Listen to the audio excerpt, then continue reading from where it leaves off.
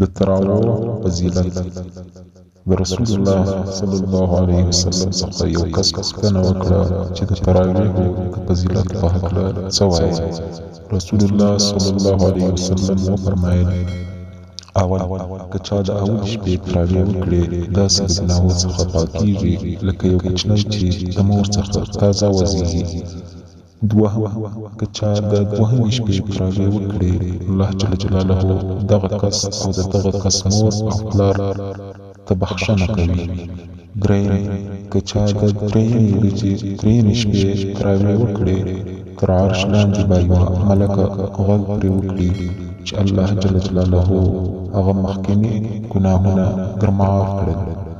څلورم که چا د څلورمې شپې تراویح وکړي لکه څوک چې د تورات، زبور، انجیل او قرآن کریم کتابونه ختم کړي. پنځم که چا د پنځمې شپې تراویح وکړي لکه څوک چې په مسجد الحرام، مسجد نبوي او مسجد اقصی بیت المقدس کې لمونځونه وکړي. شپږم که چا د شپږمې شپې تراویح وکړي لکه په بیت المعمور د ملایکو کعبه چې طواف وکړي او هر ډبره او بوټه د ده لپاره مغفرت غواړي. اووم که چا د اوومې شپې تراویح وکړي الله جل جلاله به یې داسې نصرت وکړي لکه د موسی علیه السلام سره چې د فرعون او حامان په مقابل کې وکړی. اتم که چا د اتمې شپې تراویح وکړي الله جل جلاله به د ابراهیم علیه السلام غوندې شان او شوکت ورکړي.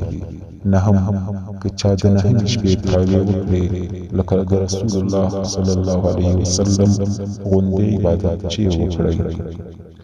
لسم که چا د لسمې شپې تراویح وکړي الله جل جلاله به د دنیا او آخرت خیرونه ورنصیب کړي. یولسم که چا د یولسمې شپې تراویح وکړي داسې په دنیا د ګناهونو څخه پاکه وګرځي لکه یو کوچنی چې د مور څخه وزیږي. دولسم که چا د دولسمې شپې تراویح وکړي د آخرت په ورځ به یې مخ د څوارلسم سپوږمۍ غوندې سپین وي. دیارلسم که چا د دیارلسمې شپې تراویح وکړي د آخرت په ورځ به د هر ضرر څخه په امان وي. څوارلسم که چا د څوارلسمې شپې تراویح وکړي د آخرت په ورځ به ملایکې پر ده د تراویح کولو شاهدي ادا کوي. پنځلسم که چا د پنځلسمې شپې تراویح وکړي د عرش او کرسۍ ملایکې به درود ورباندې وایي. شپاړسم که چا د شپاړسمې شپې تراویح وکړي الله جل جلاله به ده ته د اور څخه خلاصون او جنت ته دخول ولیکي. اوولسم که چا د اوولسمې شپې تراویح وکړي الله جل جلاله به د انبیاءو علیه السلام غوندې ثوابونه ورکړي. اتلسم که چا د اتلسمې شپې تراویح وکړي د الله جل جلاله ملکه به غږ پرې وکړي چې الله جل جلاله ستا او ستا د مور او پلار څخه راضي سو. نولسم که چا د نولسمې شپې تراویح وکړي الله جل جلاله به یې په جنت فردوس کې درجې ورلوړې کړي. شلم که چا د شلمې شپې تراویح وکړي الله جل جلاله به د شهیدانو او صالحینو ثوابونه ور په برخه کړي. دولسم یویشتم که چا د یویشتمې شپې تراویح وکړي الله جل جلاله به د ده لپاره په جنت کې د نور څخه یو کور جوړ کړي.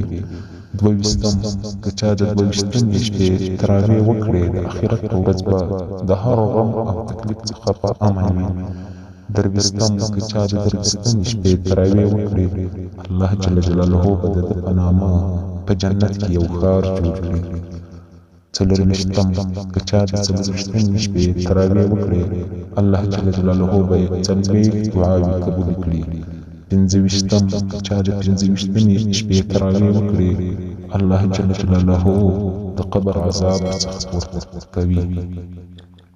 شپږ-ویشتم که چا د شپږ-ویشتمې شپې تراویح وکړي الله جل جلاله به د څلوېښتو کالو عبادت ثوابونه ورکړي.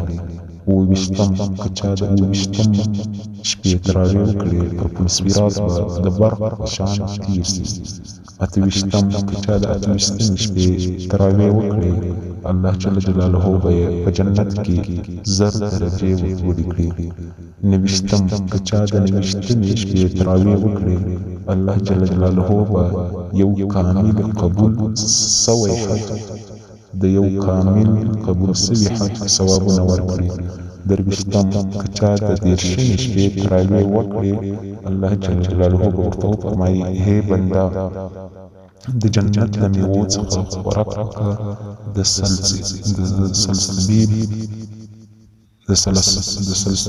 سلسبیل د اوبو څخه غسل وکړه او د حوض کوثر د اوبو څخه څښل وکړه.